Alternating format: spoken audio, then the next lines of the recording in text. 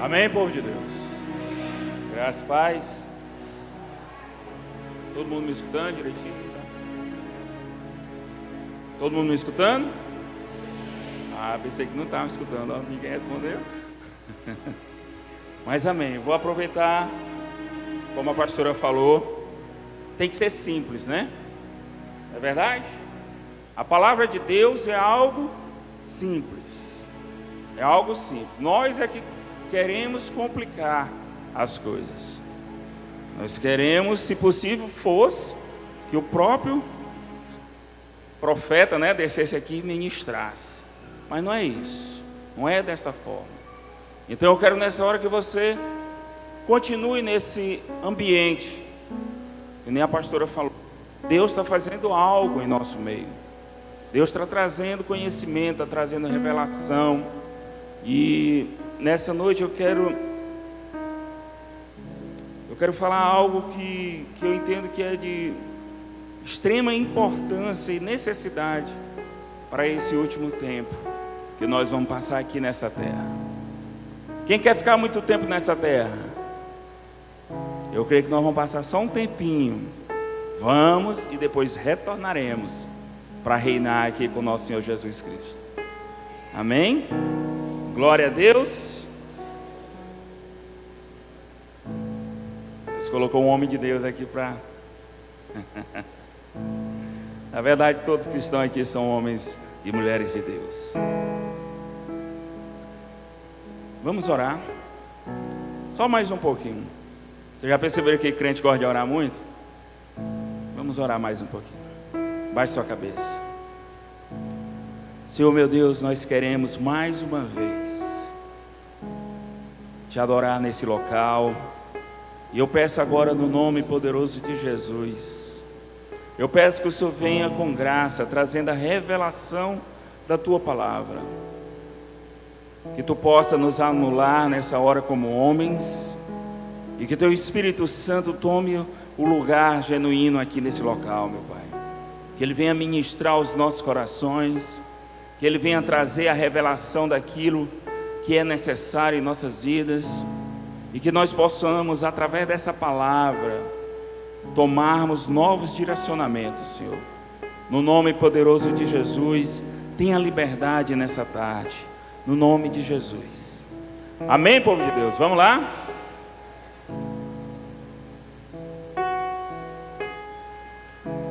Eu quero começar, o nome dessa palavra é tempo de arrependimento. É tempo de arrependermos. Essa palavra ela tem dois públicos aqui. Aqueles que ainda não entregaram a sua vida para Cristo. O Senhor te chama nessa tarde a se arrepender. E aqueles que estão no meio da igreja. Estão no meio da igreja, estão inseridos no corpo de Cristo. O Senhor te chama para se arrepender. O Senhor te chama nessa tarde para se arrepender. E eu quero começar falando a história de quando Jesus morreu. A palavra de Deus fala que quando Jesus morreu e ressuscitou, Ele passou algum tempo sobre essa terra. Ele passou por aqui alguns dias.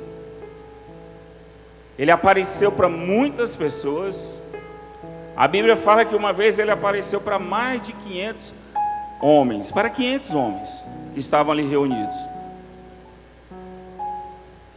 E Ele deixou um recado para aqueles homens.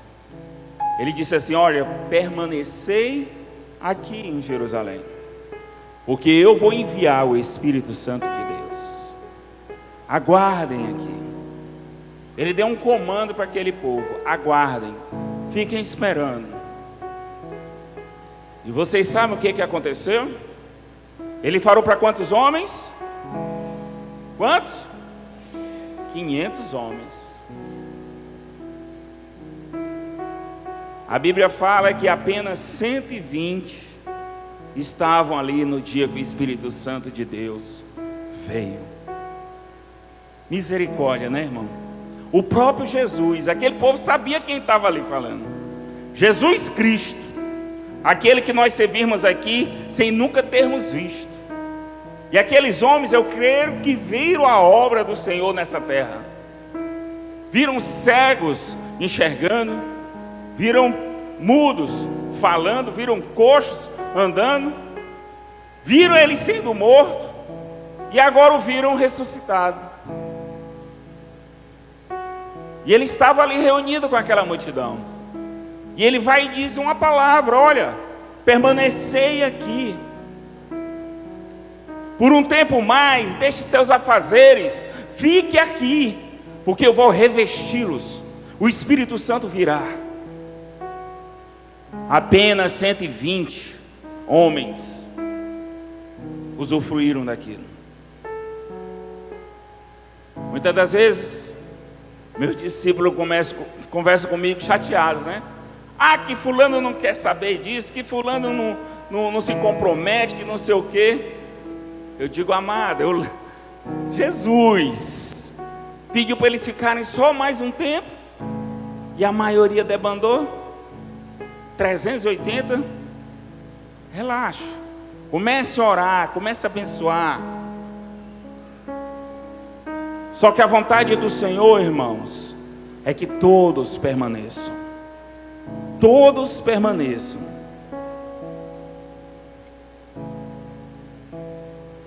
Quando aqueles homens foram cheios do Espírito Santo, a palavra de Deus fala que muitos começaram a orar e falar em outras línguas. Você imagina um local, Jerusalém sempre foi um local que muitas nações visitavam, e ainda hoje visitam, muito mais do que outrora.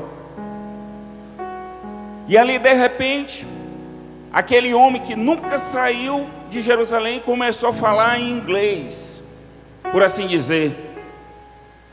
E ali tinha um americano escutando. E quando eu penso que não, o outro começou a falar em português. E ali tinha um brasileiro. E aquele povo não entendia o que está acontecendo. Esse povo está falando uma língua que eu entendo. E ali entre aqueles 120 homens estava um em especial, que era Pedro, o apóstolo Pedro. Aquele que havia negado há poucos dias, ele mesmo havia negado a Cristo. Ele havia sido confrontado. Ei, você se parece com Jesus. Você andava com ele? Não. E ali ele havia negado. Mas naquela tarde, naquele momento, quando eles foram cheios do Espírito Santo, Pedro se levantou, irmão, com uma autoridade única, com uma autoridade que só já foi cheio do Espírito Santo, sabe o que eu estou falando? Uma autoridade única. Abra a palavra de Deus no livro de Atos, capítulo 2, verso 37.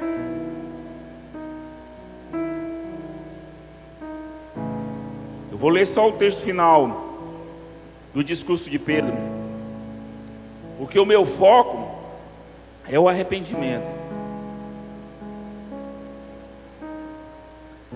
Lá fala o seguinte, Atos 2:37. Ao ouvirem tais palavras, Pedro havia explicado tudo aquilo que tinha acontecido naquele local. Aqueles homens se reuniram, uma multidão se reuniu ali naquela tarde. Uma multidão. Porque eles não estavam entendendo o que tinha acontecido. E Pedro deu um discurso para uma multidão.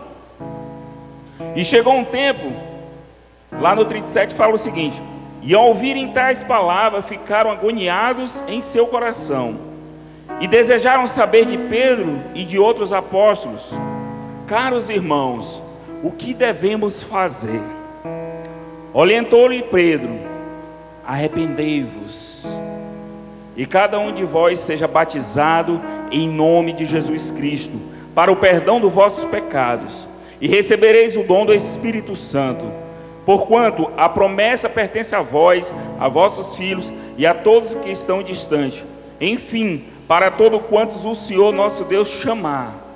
E com muitas outras palavras dava seu testemunho pessoal e os encorajava, proclamando: sede salvos desta geração que perece.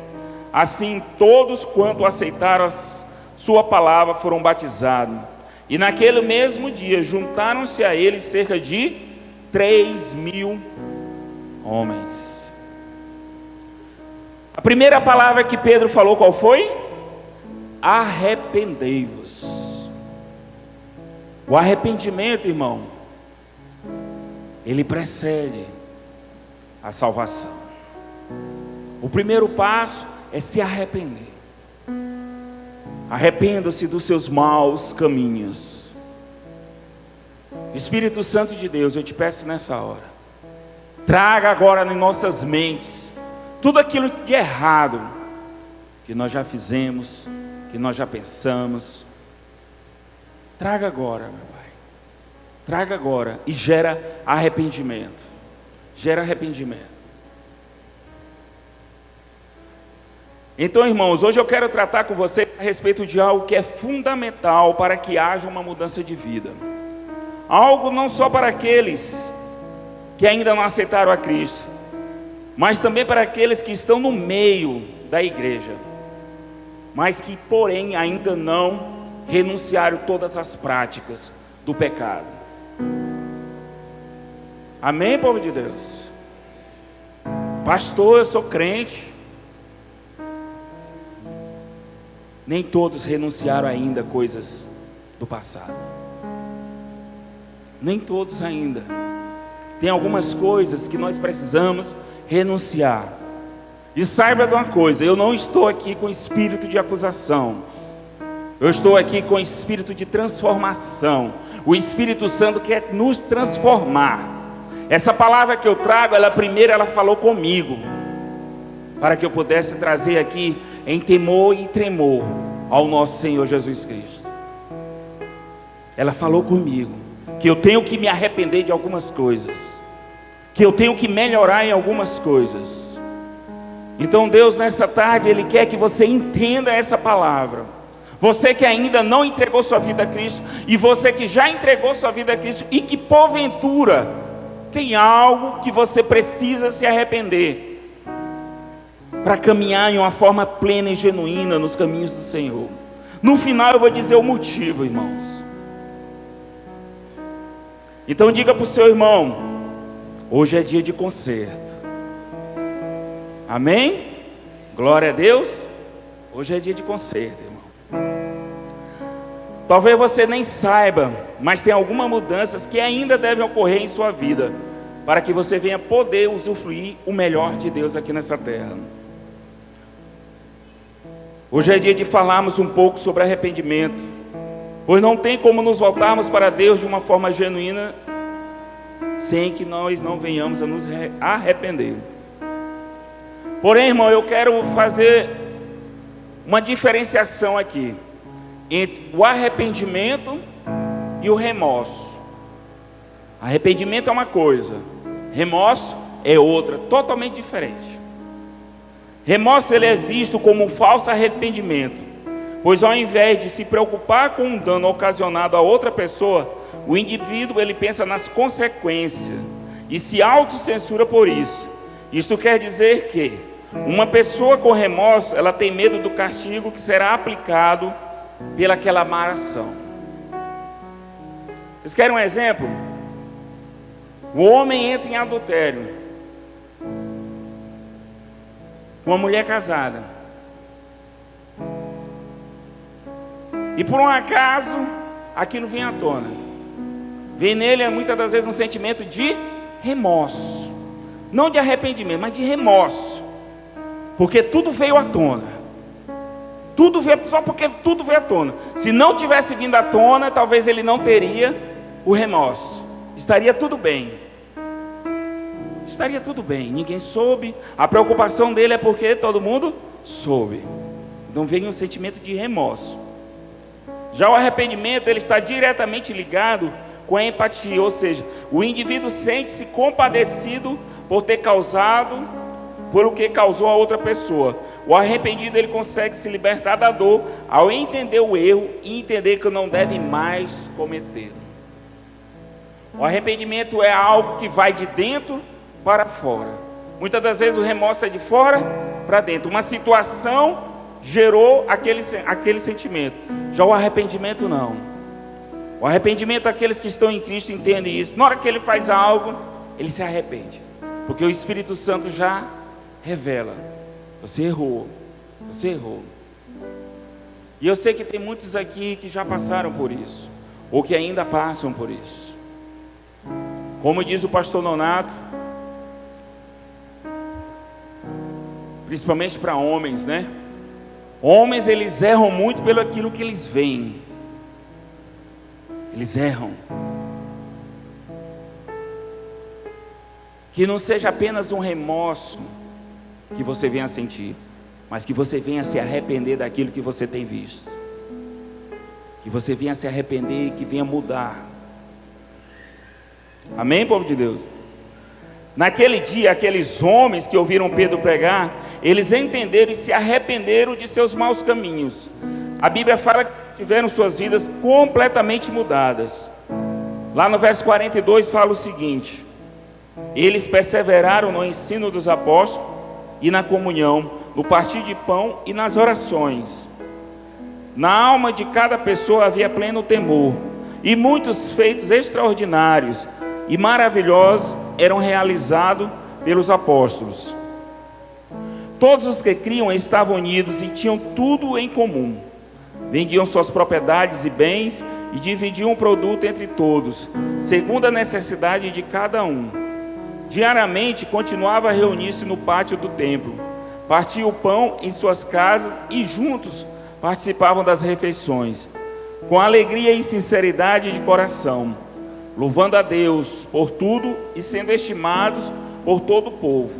E assim, a cada dia, o Senhor juntava à comunidade as pessoas que iam sendo salvas. Aqueles homens entenderam, irmãos, quando eles se arrependeram de seus caminhos, eles entenderam que foram salvos, eles entenderam, eles foram inseridos no meio da igreja do Senhor, e eles tinham prazer, irmãos. A pastora acabou de mostrar nossos filhos sendo cuidados. Quem estava cuidando de nossos filhos, vocês sabem? Quem é que estava ali cuidando? Eram vocês, eram os irmãos da igreja. Porque um dia vocês entenderam que é necessário nós ensinar nossos filhos o caminho, no caminho, irmão. Nós seremos aqueles pais que vão ensinar nossas crianças juntamente com elas. Nós não vamos ser aqueles pais como um dia eu tive o meu pai que dizia: meu filho, vai para a igreja. Meu pai falava desse jeito: vai para a igreja. Mas raríssimas vezes ele foi à igreja comigo. Hoje não, hoje, meu filho, vamos à igreja. Vamos à igreja. Meu filho todo dia ele lê a palavra de Deus, e todo dia eu estou lá com ele. Às vezes ele pergunta, às vezes ele está lá na frente: pai, Josué morreu de novo aqui nesse lugar. Não, meu filho, Josué morreu lá atrás, aqui só está contando a mesma história. Aqui já é outra pessoa que está contando a história dele. Ah, pai, está aprendendo, está caminhando, está sendo ensinado. Então você está aqui, irmãos. Você um dia se arrependeu dos seus erros. Antes de um louvor bonito, antes de uma palavra bonita, tem algo que começa a falar no seu coração, não é verdade? Né? É aquela tremidinha, né? Que dá? É o Espírito Santo ministrando em nossos corações. É o Espírito Santo dizendo: ei, a minha vida não está dando certo. Eu estou aprisionado em coisas que eu fiz lá atrás. Eu sei que tem muitos aqui que estão lembrando de coisas da adolescência, erros cometidos. Mas o Espírito Santo ele traz, não para lhe acusar, ele traz para gerar o arrependimento. Ele traz para te preparar para uma vida plena em Cristo Jesus. Ele traz para te libertar das amarras que aquela falta de perdão, que aquele erro, que tudo aquilo lhe ocasionou. Jesus quer você sarado. Jesus quer você sarado. Ele quer você sarado dentro da igreja. Ele não quer que você venha aqui por uma mera emoção. Ah, eu vou lá, tá bom, oba, tá todo mundo na igreja agora, eu vou também. Não faça isso não. Venha para cá porque você quer mudança. Venha para cá porque você não quer mais viver da forma errada. Venha para cá porque Deus vai fazer com você o mesmo que Ele fez com aqueles homens que entenderam aquela palavra. Só que naquela época foi uma loucura total, irmãos. Que aqueles homens, eles pensavam: ei, Jesus está vindo logo, logo. Eles já saíam, pegavam suas fazendas, vendiam, dividiam. Eles já estavam nessa... Eles tiveram suas mentes totalmente mudadas. Aí muitos dizem assim: ah, desde aquela época esse povo está esperando Jesus. Não é verdade? Desde aquela época esse Jesus não vai vir. Eu lembro de minha avó dizendo: esse Jesus já está batendo a porta. Tudo que tinha para acontecer já aconteceu. O Senhor está voltando para a sua igreja. O Senhor está preparando, adornando a sua igreja. Agora eu vou dizer uma palavra aqui, eu quero que vocês me entendam. Homens, você casaria com uma mulher que você sabe que ela lhe trai? Hein, homens? Você está namorando, você casaria com uma mulher que você sabe que ela lhe trai? Hein? Sim ou não? Não. Jesus está preparando a sua noiva. A noiva do Senhor, ela não tem ídolos. A noiva do Senhor, ela não tem nenhum Deus maior do que o Deus dela. A noiva do Senhor tem Jesus como tudo para ela. A noiva do Senhor não se corrompe por nada. A noiva do Senhor tem o seu foco em Cristo Jesus. Se a igreja ainda estivesse corrompendo nessa terra, essa não é a noiva do Senhor. É por isso que a palavra dá alguns parâmetros. Estarão dois em uma casa, um subirá, o outro ficará. Não é verdade? Estarão dois na seara, um irá, o outro ficará. Isso quer dizer o quê? Nem todos estão alinhados. E Deus está nos chamando a nos alinhar, a nos arrepender de nossos maus caminhos. Pastor, eu entreguei minha vida para Cristo. Abandone os seus pecados, diz o Senhor. Se purifique.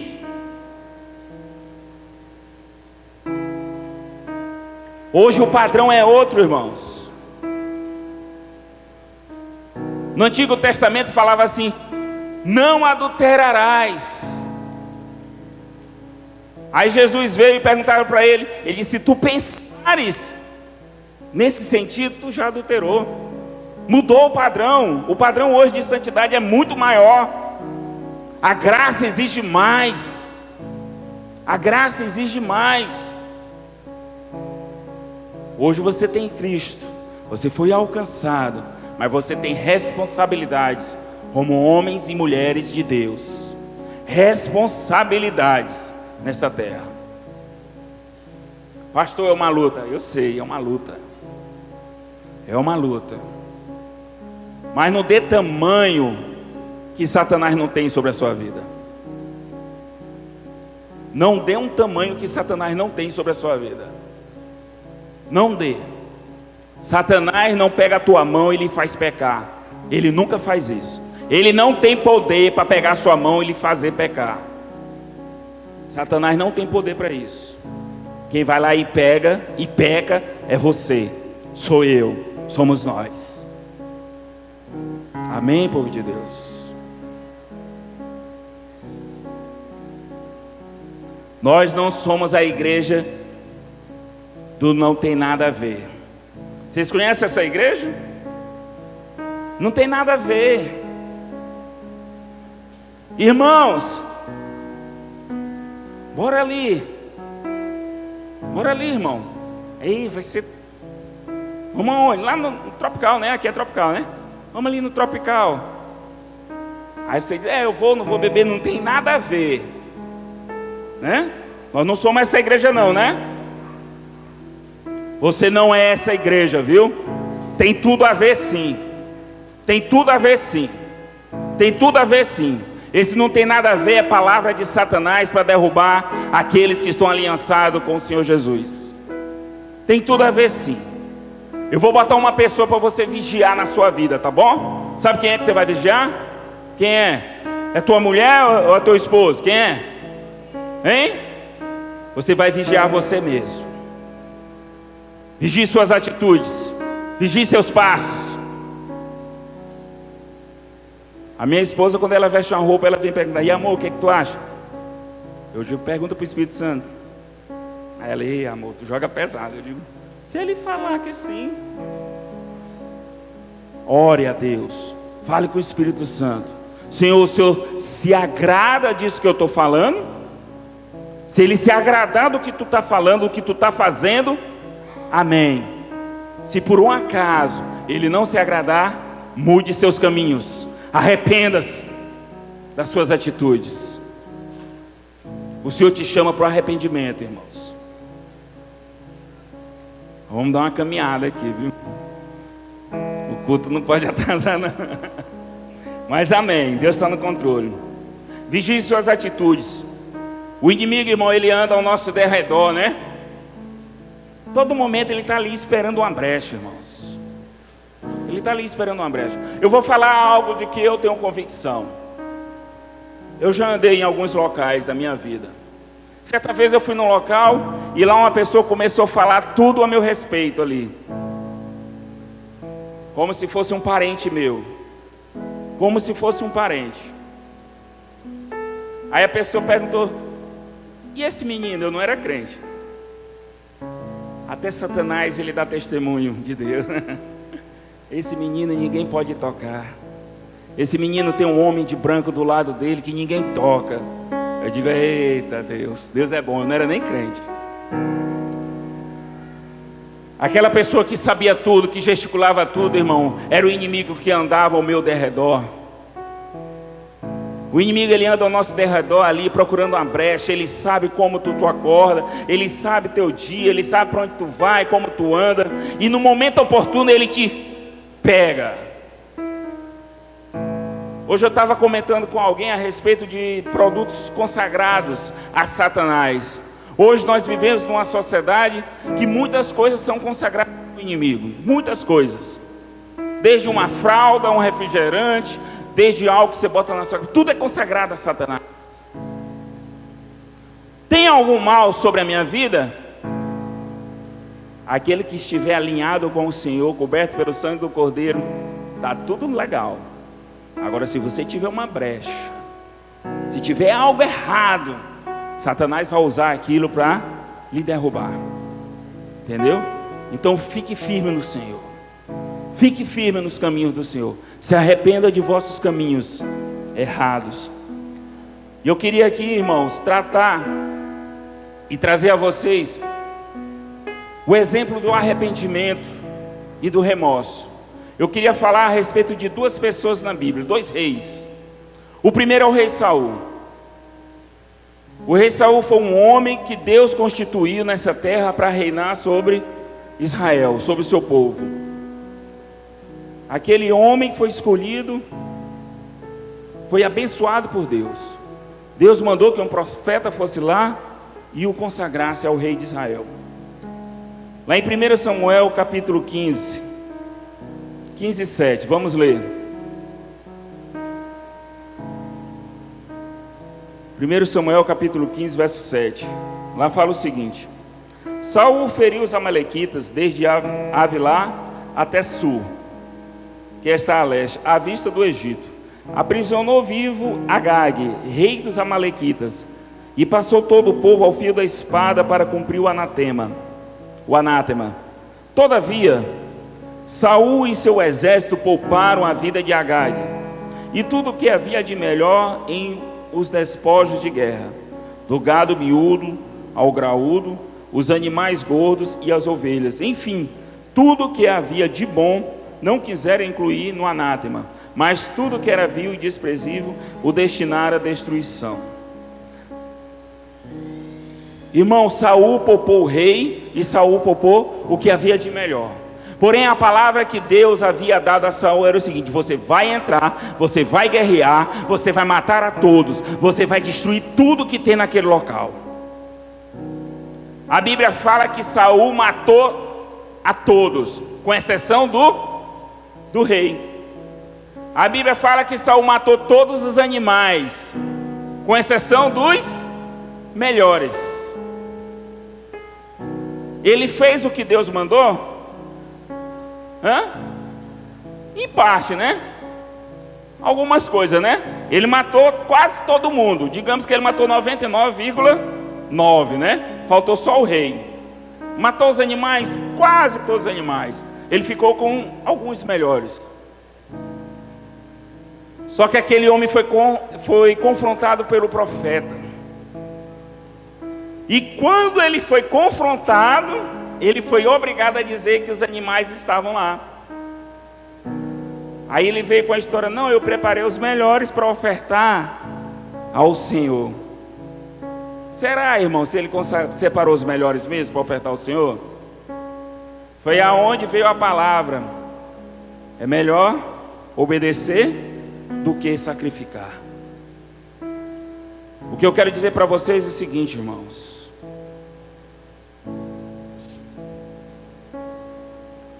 uma obediência parcial, ela tem o mesmo valor que uma desobediência diante de Deus. Saul obedeceu de forma parcial, mas ele foi desobediente a Deus. E por ele ser desobediente a Deus, a palavra de Deus fala que Deus rasgou o trono da vida dele, dos descendentes dele. Ele perdeu a bênção do Senhor. E Deus levantou um outro homem para reinar sobre Israel. Irmãos, tem consequência, irmãos. E por que isso, irmão? Saul poderia ter se arrependido, não poderia? Poderia. Mas quando o profeta veio, que o profeta confrontou, que o profeta mostrou, sabe qual foi a preocupação de Saul? Saul disse assim: olha, agora fique comigo, vamos orar, para que meu povo, para que os meus homens não percebam que eu errei. O interesse dele era só qual? Ele estava com remorso. Ele não queria que ninguém ficasse sabendo. Ele queria que todos pensassem que Deus ainda era com ele, que o profeta estava ali. Mas agora eu quero falar a respeito de outro homem, outro rei, o rei Davi. Alguém já ouviu falar do rei Davi? Amém? O rei Davi, irmão, um dia, eu estava lendo ali, o irmão falou que Deus procura verdadeiros adoradores, né? Adoradores que eu busque em espírito e em verdade, não é isso? Isso agora, no Novo Testamento, né? Deus está à procura desses homens. Mas se você for lá no Antigo Testamento, Deus não procurou esses homens. E eu creio porque ele encontrou adoradores perfeitos, assim como Davi um dia foi. Aquele homem adorava a Deus de uma forma tremenda. Moisés, eu creio que adorou a Deus de uma forma tremenda. Abraão adorou a Deus de uma forma tremenda. Você pode olhar que no Antigo Testamento Deus não procurou esses adoradores, porque ele tinha eles ali com ele. E Davi um dia, ele adulterou. O homem que era segundo o coração de Deus adulterou, irmãos. E como um pecado leva ao outro, como um abismo leva o outro, o que ele fez? Ele agora matou o esposo da mulher com a qual ele havia adulterado. Um pecado sempre vai levar ao outro. Isso é uma regra, irmãos. Mas um dia o profeta chegou diante de Davi. E a Bíblia falou que quando Davi foi confrontado, ele se arrependeu. ele se arrependeu, ele pediu perdão, ele se prostrou, ele entrou diante de Deus, arrependido de todos os seus erros, e o trono dele permaneceu.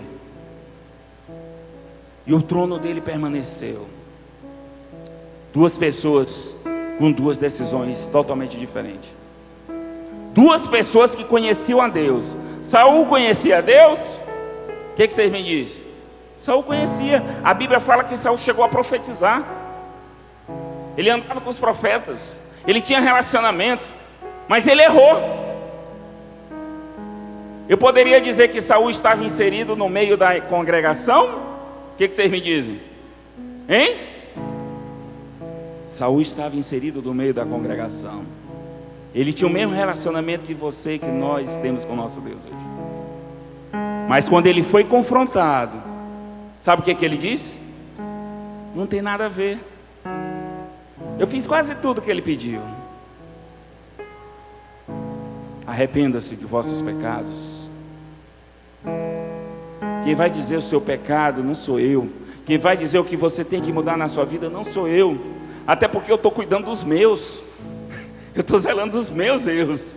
Eu estou pedindo a Deus todo dia perdão por eles. Eu estou todo dia me humilhando na presença do Senhor e pedindo: Senhor, muda isso na minha vida. Senhor, eu não quero isso na minha vida.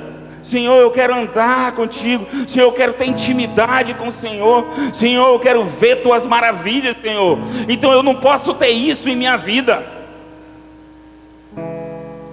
Mas você pode verificar o que está errado na sua vida. Amém?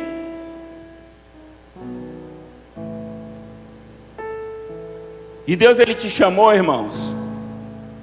Ele te chamou com um único objetivo. Sabe qual foi o objetivo de você estar aqui? Eu vim aqui para ser cheio do Espírito Santo de Deus. Não, não é só isso. Deus te chamou para te ensinar e para te enviar. Assim como um dia Ele pegou Paulo, derrubou ele ali, que ele foi convertido, que ele mudou a vida dele, que mudou a história dele. A palavra de Deus fala que logo depois, lá em Atos 26, 19, fala que Paulo falando, irmão, sendo assim, ó, não fui desobediente à visão celestial, ou seja, aquilo que Deus me deu. Preguei em primeiro lugar os que estavam em Damasco. Preguei em primeiro lugar aqueles que estavam em Tailândia. Em seguida ao que eu estava em Jerusalém. Depois eu preguei aqueles que estavam no estado do Pará. E depois em toda a Judéia, no Brasil, irmão. Preguei aos gentios, admoestando-os a que se arrependessem. O desejo do Senhor é que Ele pregasse o arrependimento. Ele diz: admoestando a que Ele se arrependesse e convertesse as suas vidas para Deus, praticando obras que denotassem seu sincero arrependimento. Lá em Marcos 6,12 fala: eles partiram e pregavam que todos se arrependessem. Lá em Lucas 13,3: pois eu vos asseguro que não, todavia, se não vos arrependeres, todos vós semelhantemente perecereis. Sem arrependimento haverá mortes. E Deus te chama, irmão, para que você venha se arrepender, meu irmão. Mas por que Ele quer isso, irmãos? Porque o Senhor está voltando, irmão. O Senhor está voltando. Ele está voltando para uma noiva pura. Ele está voltando para uma igreja que não haja nenhuma mácula, uma igreja que não haja nenhum problema. Deus não quer que amanhã ou depois venha alguém aqui na frente em pecado, ou que esteja alguém aí em pecado. Deus não quer isso. Deus quer que você se arrependa.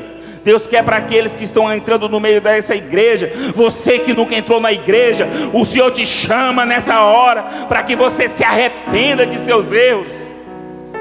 Você que sempre foi uma pessoa desobediente a seus pais, você que nunca honrou seu pai, sua mãe, você que um dia roubou, você que um dia matou, o Senhor te chama ao arrependimento. Pastor, eu nunca matei, mas um dia você matou o sonho de alguém. Talvez um dia você matou os sonhos dos seus pais. Há algo a ser mudado na nossa caminhada. Efésios capítulo 5, 26. Esse é o motivo de Deus estar nos tratando, irmãos. Efésios 5, 26 fala o seguinte: a fim de santificá-la, tendo-a purificado com lavada água por meio da palavra de Deus, e para apresentá-la a si mesmo como igreja gloriosa, sem mancha nem ruga, ou qualquer outra imperfeição, mas seja santa e inculpável. 2 Coríntios 11, 2: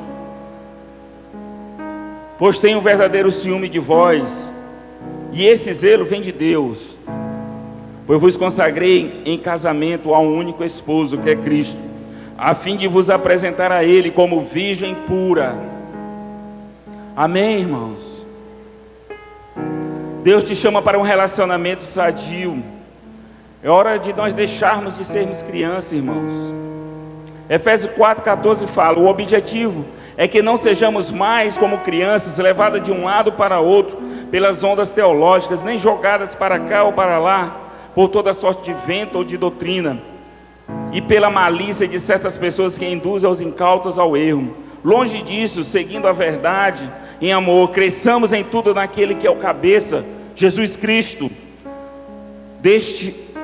Dele todo o corpo, ajustado e unido pelo auxílio de todas as juntas, cresce e edifica-se a si mesmo em amor, na medida em que cada parte realiza a sua função, como deve agir os crentes. Irmãos, eu não posso dizer que eu sirvo essa palavra, eu não posso dizer que eu sou que nem o Saul, irmão, que diz que fez praticamente tudo que Deus mandou, mas que uma coisa falhou. Eu estou lembrando de algo aqui, que diz assim: eu pego o meu dízimo, eu decidi pegar meu dízimo, agora eu vou ofertar, eu vou dar cesta básica, eu vou fazer isso. Irmão, beleza, quer dizer que você pega o seu dízimo, você vai levar para o irmão, então fala o seguinte, me dê aí R$200, para quê? Porque eu vou pegar esses R$200 e eu vou dar de cesta básica para fulano ali. Mas esse dinheiro é meu, não é teu? Da mesma forma, o dinheiro que tu está querendo fazer a obra não é seu, o dinheiro é do Senhor Jesus, é a 10ª parte do Senhor, é o dízimo do Senhor. Trazei a casa do Senhor, a palavra de Deus fala isso. Se tu está querendo fazer boa obra, pega do seu dinheiro, compre cesta básica e vai entregar onde tu quer. Amém, povo de Deus? Palavra do Senhor. Eu não posso pregar aqui algo que seja diferente. Essas pessoas estão induzindo outros ao erro. Você está errando sozinho? Meu irmão, erre só. Não queira levar meia dúzia contigo para o erro, não. Porque você está impedindo Malaquias se cumprir na vida do seu irmão. O que é que diz Malaquias? Vamos lá. Malaquias capítulo 3. Roubará o homem a Deus? Todavia vós me roubais, mas vos dizeis: em que te roubamos? Em dízimos e ofertas. Em dízimos e ofertas. Dízimo, 10ª parte, aquilo que você traz aqui ao Senhor, todo mês traz e entrega. Ofertas, quais são essas ofertas? Vocês sabem quais são? Oferta é aquela quando eu estou falando aqui: gente, hoje a igreja vai fazer aqui algo, nós vamos ofertar em prol de fulano, e Deus fala no seu coração. Você abriu a boca para dizer para alguém que ia ofertar? Não, né? Mas vem um desejo no seu coração, e de uma hora para outra você mata aquele desejo. Mas Deus sabe que veio no seu coração, porque Ele colocou no seu coração. Vós sois amaldiçoados com uma maldição, pois vós mesmos me roubastes toda esta nação. Trazei todos os dízimos para o armazém, para que haja alimento na minha casa, e provai-me agora com isso, diz o Senhor dos Exércitos, se eu não vos abrir as janelas do céu e derramar sobre vós uma bênção, que não haja espaço suficiente para recebê-la. Quando você impede alguém de dizimar, quando você desvia alguém de dizimar, você está pegando essa promessa que essa pessoa tem, e você está sendo uma maldição na vida dessa pessoa. Vocês sabiam disso? Cumprir a palavra de Deus, irmãos. Como disse o pastor Wagner, se um anjo mesmo viesse aqui e quisesse mudar isso aqui, estaria errado. Isso aqui é a palavra de Deus. Se você está em erro, fique calado, fique na sua, mas não induza ninguém a errar com você. Tem um texto na Bíblia que diz que um cego quer guiar o outro cego. Não guie outro, fique na sua. Amém, povo de Deus? A palavra era mais extensa, mas aprove ao Senhor que nós encerrássemos agora. Da mesma forma, essa palavra de Malaquias não estava aqui, mas eu creio que Deus quis falar com alguém aqui nesse lugar. Talvez seja isso ao qual você tem que se arrepender. Não sei, mas Deus sabe todas as coisas. Mas o que eu quero dizer para você é o seguinte: arrependa-se. Você que nunca entendeu essa palavra, você que nunca conheceu Jesus Cristo. Jesus Cristo é o Filho do Deus Altíssimo. Ele foi aquele que um dia veio nessa terra. Ele viveu nessa terra como homem. Ele fez por mim e por você aquilo ao qual nós não éramos, não seríamos jamais capazes de fazer. Ele cumpriu a lei. Ele nunca roubou, ele nunca matou, ele nunca ambiciou nada. Ele foi perfeito. Ele foi o Cordeiro de Deus perfeito. E por nós ele se sacrificou, para que nós pudéssemos ser salvos. E hoje ele te chama ao arrependimento. Ele te chama a se arrepender. Se arrepender porque nunca você talvez tenha pensado e reconhecido essa obra. Se arrepender porque talvez você não tenha sido aquela pessoa ao qual Deus criou. Uma pessoa amável, uma pessoa adorável. Da mesma forma ele te chama, você que está inserido no seio da igreja.